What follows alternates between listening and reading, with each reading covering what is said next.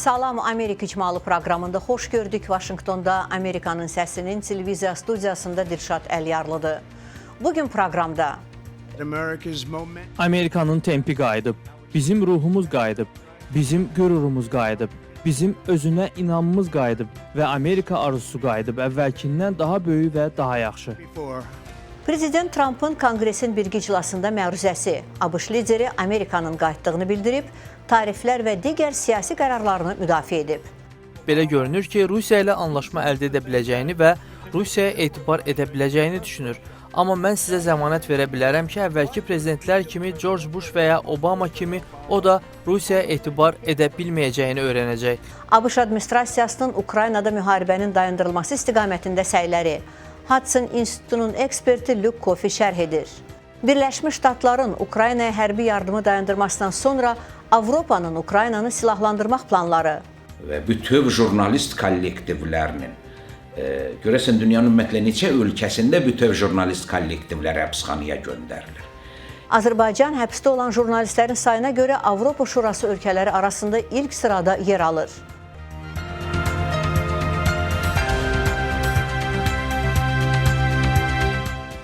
Prezident Trump hakimiyyətinin ilk bir neçə həftəsi ərzində administrasiyasının işinin yekunları ilə bağlı Konqresin birgə iclasında məruzə ilə çıxış edib.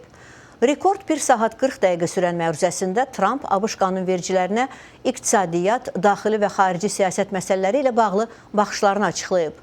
O, administrasiyasının bürokratiyanı azaltmaq, Amerikanın ən yaxın ticarət tərəfdaşlarına yüksək tariflər tətbiq etmək və Ukraynaya Rusiyanın hərbi müdaxiləsinə qarşı mübarizəyə son qoyması üçün təzyiq göstərmək istiqamətində atdığı addımları vurğulayıb. Prezident Trump'ın Konqresdə məruzəsinə Demokratlar Partiyasının cavabı ilə çıxışını edən ABŞ senatoru Elissa Slotkin ölkədə məsuliyyətli dəyişikliklərə ehtiyac olduğunu bildirib və qeyd edib ki, ABŞ qarşılıqlı əlaqədə olan dünyada fəal lider olmalıdır. Prezident Donald Trump'ın çərşənbə axşamı etdiyi çıxışı onun 20 yanvar tarixində ikinci vəzifə müddətinə başlamasından bəri Konqresin birgə sessiya qarşısındakı ilk məruzəsidir. Amerikanın tempi qayıdıb, bizim ruhumuz qayıdıb, bizim qürurumuz qayıdıb, bizim özünə inamımız qayıdıb və Amerika arzusu qayıdıb əvvəlkindən daha böyük və daha yaxşı.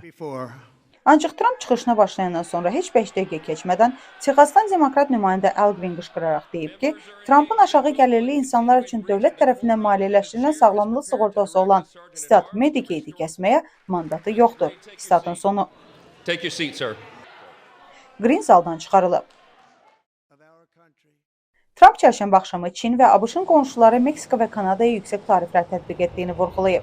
ABŞ-ın 3 ən böyük ticarət tərəfdaşı cavab verməklə hədələyib ki, bu da maliyyə bazarlarında çaxnaşmaya səbəb olub. Bəzi narahatlıqlar olacaq, amma bu bizi narahat eləmir. Çox olmayacaq. Ötən həftə Oval Ofisdə Prezident Vladimir Zelenski ilə ABŞ-a Ukraynanın nadir torpaq minerallarına çıxış verəcək razılıqla bağlı keçirilən gərgin görüşdən sonra Trump bu həftənin əvvəlində Ukraynaya hərbi yardımı dayandırıb. Bu, onun Kiyevə Rusiyanın ölkəyə hərbi müdaxiləsinə qarşı mübarizəsinə son qoymaq üçün razılığa gəlməyə təzyiq göstərmək səylərinin bir hissəsidir. Eyni zamanda biz Rusiya ilə ciddi müzakirələr aparmışıq və onların sülhə hazır olduğuna dair güclü siqnallar almışıq. Demokratların cavabını təqdim edən Michiganın senatoru Elissa Slotkin, Trump'ın Zelenski ilə gərgin söz mübadiləsini vurğulayıb. Oval Ofisdəki mənzərə sadəcə olaraq bir reality show epizodu deyildi. Trump'ın dünyaya bütöv yanaşmasını əks etdirirdi. O, Vladimir Putin kimi diktatorlara yanaşmağa və Kanadalılar kimi dostlarımıza zərbə vurmağa inanır. O, Amerika rəhbərliyini sadəcə olaraq bir sıra daşınmaz əmlak transaksiyalar kimi görür. Başqa demokratlar da Trump çıxış edərkən öz etirazlarını nümayiş etdiriblər. Onlar Trump'ın qadın və ailələrə mənfi təsir göstərdiyi dedikləri siyasətlərinə diqqət çəkmək üçün çəhrayı rəngdə geyiniblər. Onlar həmçinin əllərində üzərində Musk oğurları sözləri yazan plakatlar tutublar ki, bununla da onlar texnologiya milyarderi Elon Musk'ın hökumət müqavilələrini ləğv etmək və ya on minlərlə federal işçini qovmaqla federal bürokratiyanı azaltmaq səylərini işarə ediblər. Bu dəyişikliyə müqavimət göstərən hər hansı federal bürokrat dərhal vəzifəsindən çıxarılacaq. Çünki biz bataqlığı quruduruq. Slotkinin təqdimatında demokratların cavabı.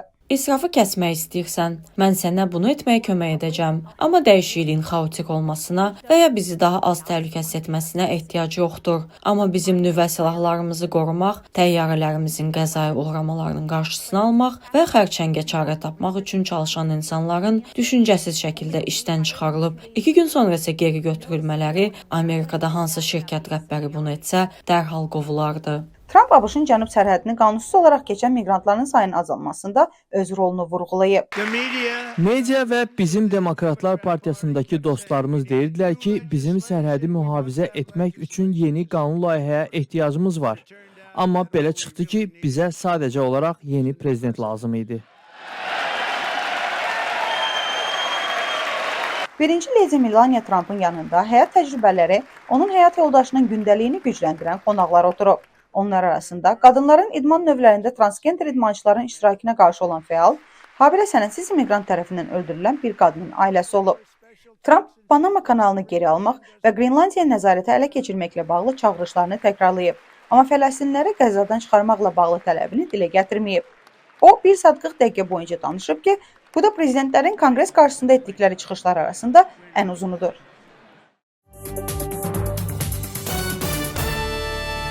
Konqres qarşısında məruzəsində Prezident Donald Trump Ukrayna Prezidenti Vladimir Zelenskidən Ukraynanın Rusiyanın Kiyevə qarşı 3 ildir apardığı müharibəyə son qoyulmasını müzakirə etmək üçün danışıqlar masasında oturmağa hazır olduğu deyilən məktub aldığını bildirib.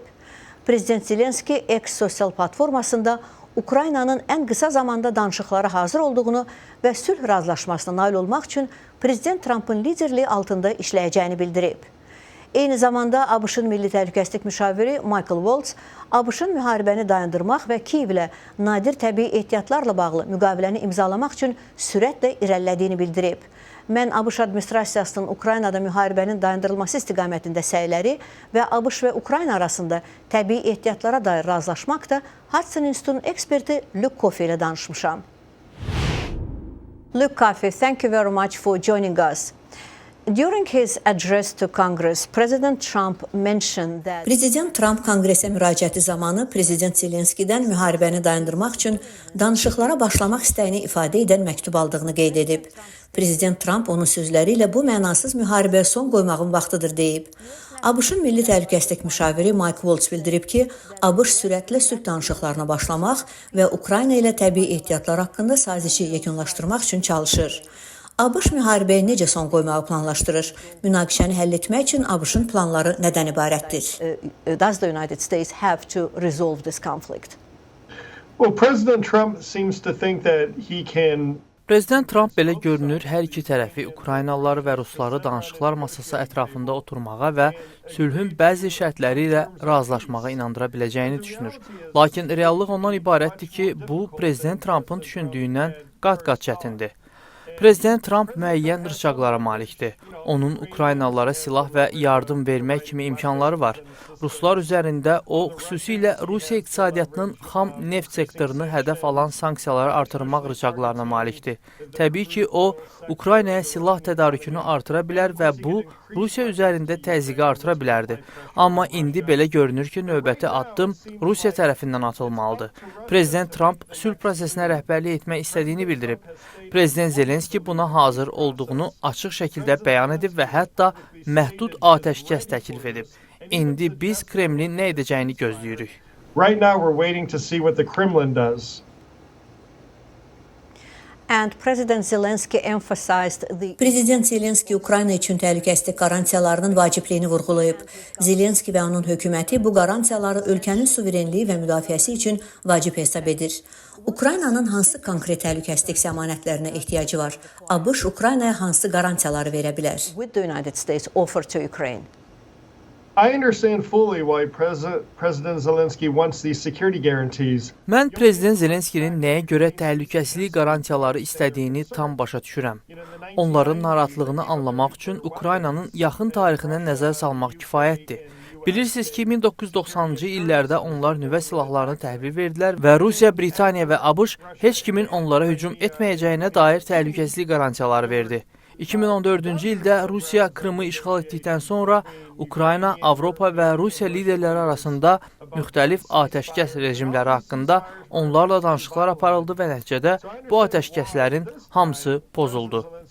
Beləliklə, mən başa düşürəm ki, bu dəfə Prezident Zelenski nə üçün gələcəkdə Rusiya tərəfindən təcavüzün olmayacağına dair konkret təhlükəsizlik zəmanəti istəyir. Bunun necə görünə biləcəyinə gəlincə bunu söyləmək hələ tezdir. Amma belə görünür ki, burada Türkiyə də daxil olmaqla Avropanın müxtəlif ölkələrinin sülhməramlı qüvvələri birbaşa rol oynayacaq və yerdə əskəri qüvvə mövcud olacaq. Və buna paralel olaraq ön cəbhədə yerləşəcək biznes və mədən şirkətləri şəklində Amerikanın mövcudluğu olacaq, çünki onlar orada bizneslə məşğul olacaqlar. Amerikanın bizneslərin və Avropa qüvvələrinin birgə mövcudluğu yəqin ki, Ukraynanın təhlükəsizliyi üçün qarantiyanı təmin edəcək. Bu, Rusiyanın yenidən hücumunu dayandırmağa kifayət edəcəkmi? Bunun üçün gözləməliyik. That remains to be seen. Birləşmiş Ştatlar Ukrayna ilə kəşfiyyat məlumatlarının mübadiləsini dayandırıb ki, bunun Ukraynanın Rusiya qarşı müdafiəsinə mane ola bildiyi hesab edilir. Milli Təhlükəsizlik müşaviri Mike Waltz bildirib ki, administrasiya Ukrayna ilə kəşfiyyat əlaqələrini nəzərdən keçirir. Bu addımın hansı nəticələri ola bilər? Well, we don't have too many details about this, obviously because it's a sensitive issue. Bununla bağlı çox detallı məlumatımız yoxdur. Çünki bu həssas məsələdir. Hər iki tərəf, Ukraynalılar və Amerikalılar paylaşdıqları kəşfiyyat məlumatlarının həcmində dəyişiklik olduğunu təsdiqləyiblər.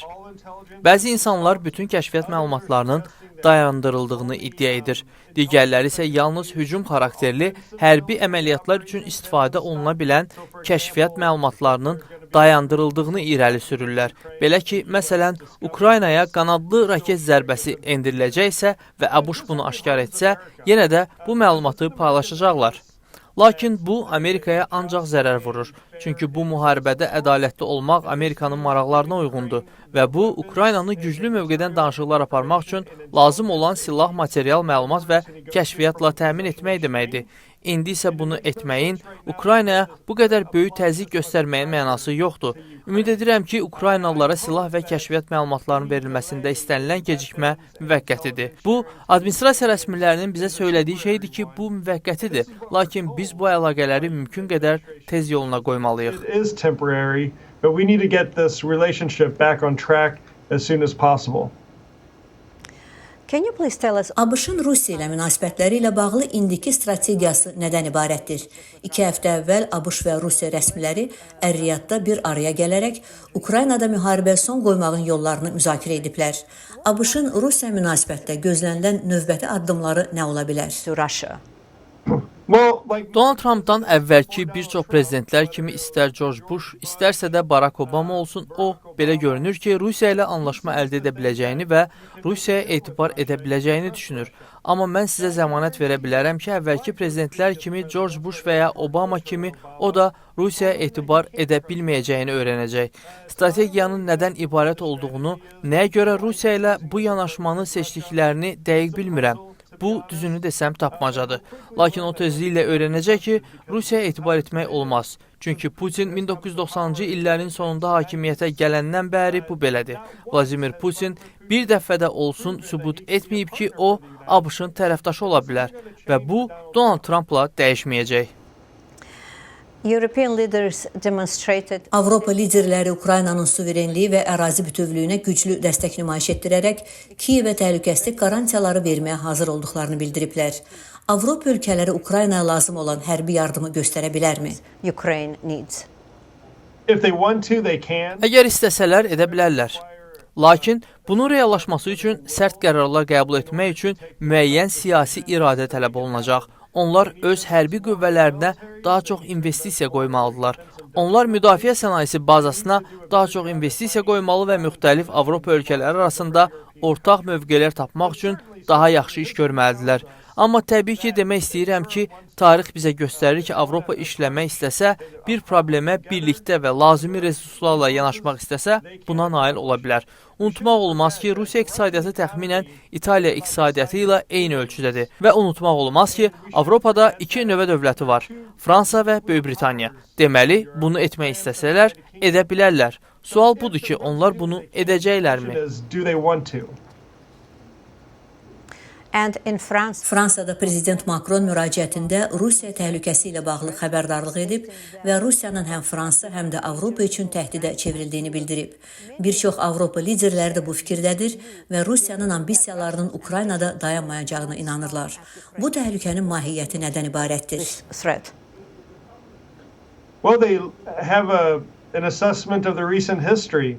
Rusiyanın 2008-ci ildə Gürcüstana hərbi müdaxiləsi, 2014-cü ildə Krımı ilhaq etməsi, 2022-ci ildə isə Ukraynanın qalan hissəsinə hərbi müdaxilə kimi Rusiyanın Avropaya qarşı aqressiyasının yaxın tarixinə dair dəyərləndirmələr var və unutmamalıyıq ki, bu 21-ci əsrdə ilk dəfədir ki, bir ölkə digər ölkənin ərazisini hərbi gücdən istifadə edərək ələ keçirir. Buna görə də Avropa Rusiyanı təhlükə hesab edir. Bununla yanaşı paralel olaraq bütün bu hibrid müharibələr, hücumlar, kiber hücumlar, seçkilərə müdaxilə ilə nəticələnən siyasi institutlara hücumlar, sualtı kabellər hücumlar, enerjidən silah kimi istifadə etmə halları var. Bütün bunlar birlikdə Rusiyanın Avropa üçün təhdid olduğunu açıq şəkildə ortaya qoyur. Sual budur ki, onlar bu çağırışı ünvanlamaq üçün addım atacaqlarmı? Present a clear case that Russia is a threat to Europe. The question is, will they step up to this challenge? And you mentioned Siz daha əvvəl Türkiyəni qeyd etdiniz. Türkiyə Ukraynaya təhlükəsizlik qarantiyaları məsələsini yaxından izlədiyini bildirib. Prezident Erdoğan Ukraynanın ərazi bütövlüyü, suverenliyi və müstəqilliyinə sadiqliyini vurğulayıb. Türkiyə təhlükəsizlik qarantiyalarının verilməsində bu prosesdə hansı rolu oynaya bilər? security guarantees to Ukraine. Turkey has to have a role throughout this process. Right now, they are one of the only countries that have been able to get Ukrainians and Russians together around the same table. Hazırda Ukraynalıları və Rusları bir masa ətrafında birləşdirə biləcək azsaylı ölkələrdən biridir. Onlar Ukrayna ilə Rusiya arasında balanslaşdırılmış siyasət aparırlar. Amma tarix göstərir ki, Qara Dəniz bölgəsində Türkiyə və Rusiyanın arasında uzun müddətli davam edən rəqabət bəzən bir-biri ilə münaqişə də mövcud olub. Ona görə də mən Prezident Erdoğanın Ukraynanın ərazi bütövlüyünə hörmət edilməsi ilə bağlı fikirlərini səmimi hesab edirəm və düşünürəm ki, Türkiyə bu danışıqlarda müsbət rol oynaya bilər. The ability to play a positive role in these negotiations. ABŞ prezidenti Donald Trump bazar ertəsi Ukraynaya hərbi yardımların dərhal dayandırılması haqqında göstəriş verib. Administrasiya bu addımın bütün tərəfləri sülh danışıqlarına getməyə vadar etmək məqsədi daşıdığını bildirib. Avropa liderləri Kiyevə silah göndərilməsini davam etdirməyin həyati əhəmiyyəti olduğunu bildirir. Lakin eyni zamanda Ukraynanın daha nə qədər döyüşə biləcəyinə dair şübhələr var. Bazar ertəsi ABŞ-ın Kiyevə hərbi yardımı dayandırmasına dair qərar verməsi fonunda Rusiya dronları Ukrayna şəhərlərinə hücumlarını davam etdirib. Ukraynalı qanunvericilər deyir ki, Vaşinqtonun bu qərarının açıq-aşkar nəticələri olacaq. Bu o deməkdir ki, minlərlə insan öləcək. Ukraynanın Donetsk bölgəsinin qərbində Pakrovsk şəhəri yaxınlığında müharibə davam edir. Biz çox sayda İtalyan haubitsalar alırıq. Amma biz sursatların çoxunu, o cümlədən 105 mm-lik kalibri ABŞ-dan alırıq. O həm Avropa, həm də ABŞ-da istifadə olunan NATO standartıdır. Amma Avropa bizi təmin edə biləcəkmi? Ümid edirəm ki, edəcək.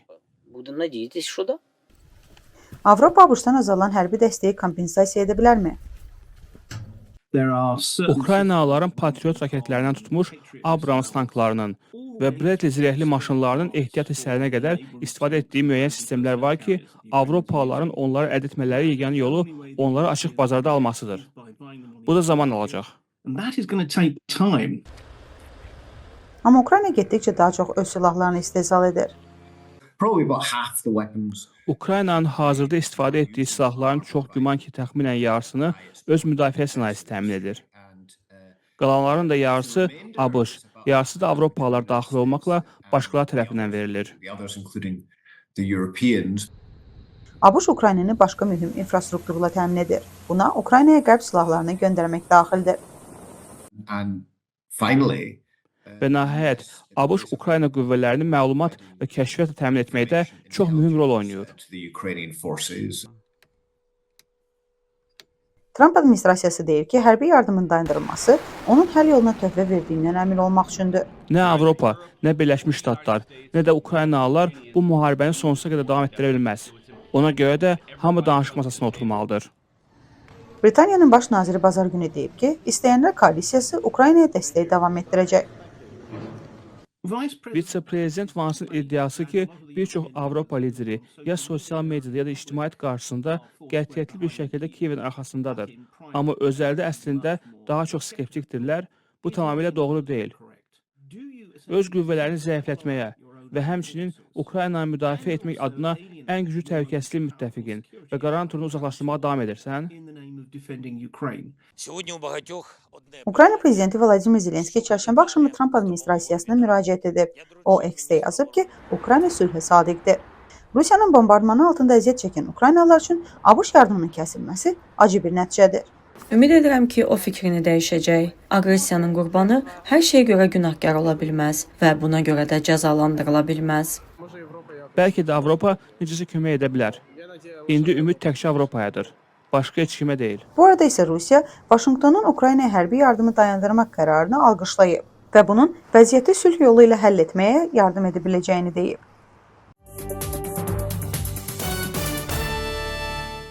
Azərbaycan 2024-cü ildə həbsdə olan jurnalist və media əməkdaşlarının sayına görə Avropa Şurası ölkələri arasında ilk sırada yer alıb.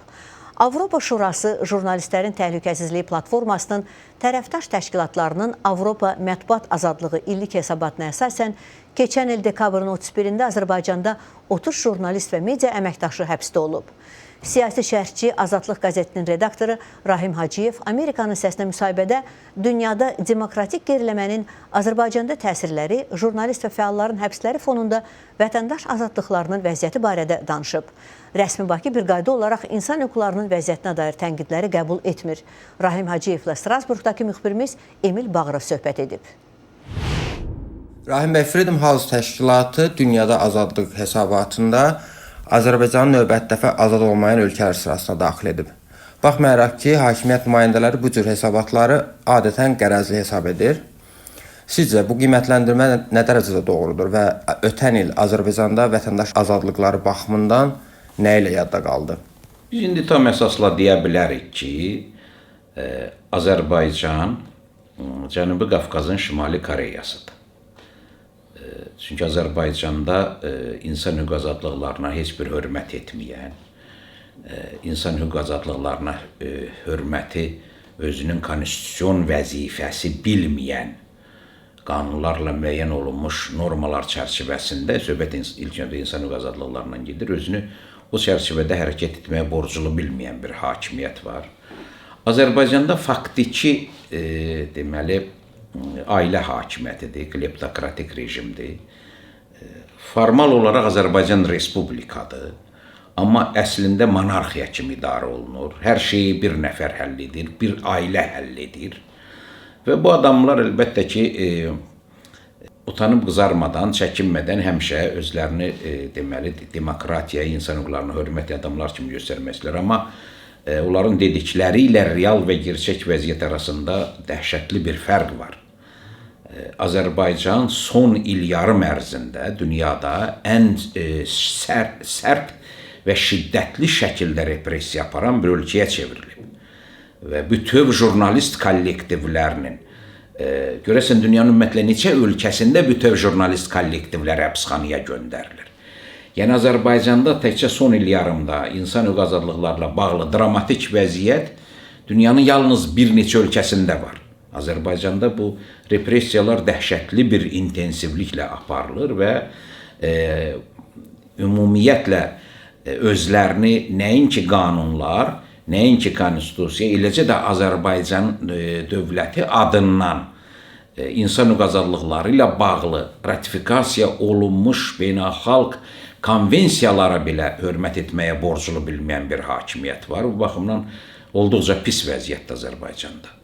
Yəni Azərbaycanın qonşuları biz Avropanı deməyək ki, hətta Azərbaycanın qonşuları olan Ermənistan və Gürcüstanda Azərbaycanla müqayisədə insan hüquqları bağlı vəziyyət xeyli yaxşıdır.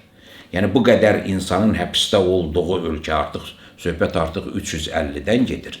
Söhbət bütöv jurnalist kollektivlərinin həbsindən gedir və Azərbaycan hakimiyyətinin çox müthiş niyyətlərin olduğunu açıq-aşkar göstərir.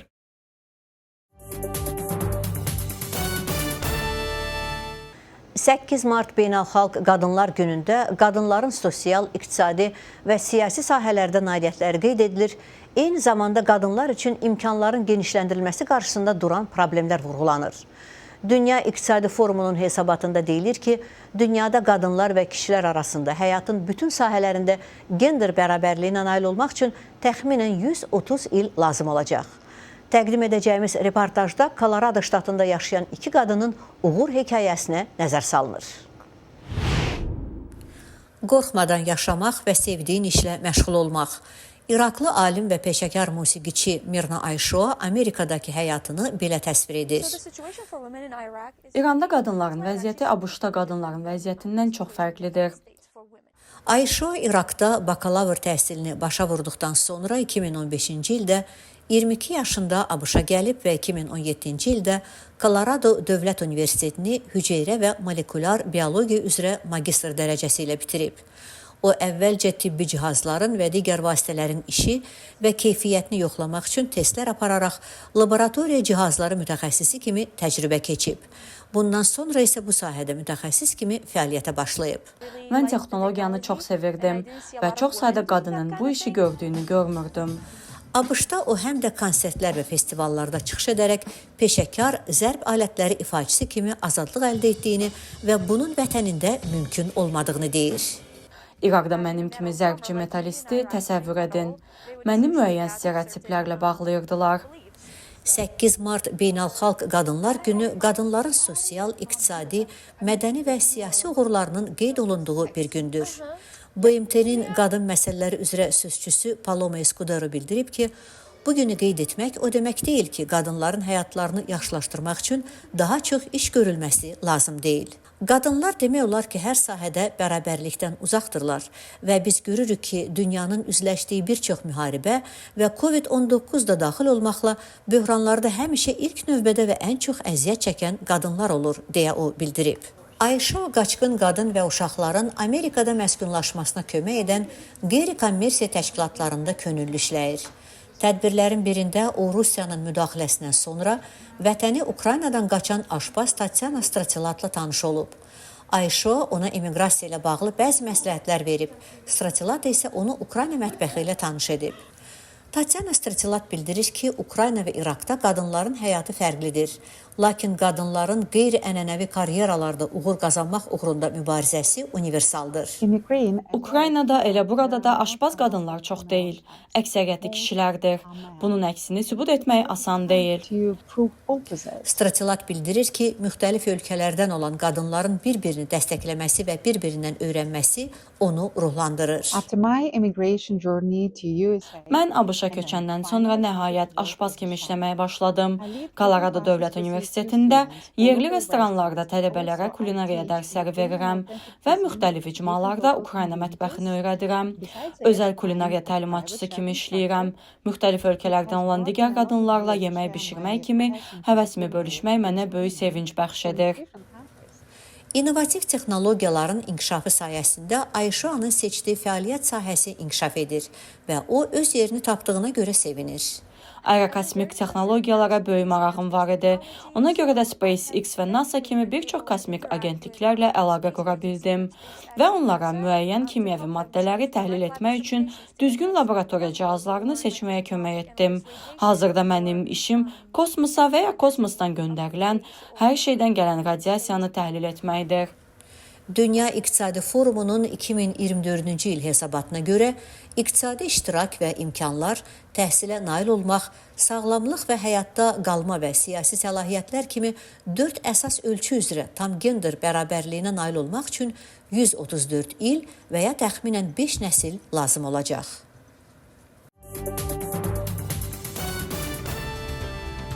Bununla da Amerika İcmalı proqramında bugünkü görüşümüz sona çatır. Həmişə olduğu kimi xatırlatmaq istəyirəm ki, siz Amerikanın Səsinin proqramlarını bizim sosial media səhifələrimizdə və Amerikanın Səsinin Azərbaycan xidmətinin veb saytında izləyə bilərsiniz. Mən Dilşad Əliyarlı sizinlə sağollaşıram. Gələn görüşədək sağlıqla qalın.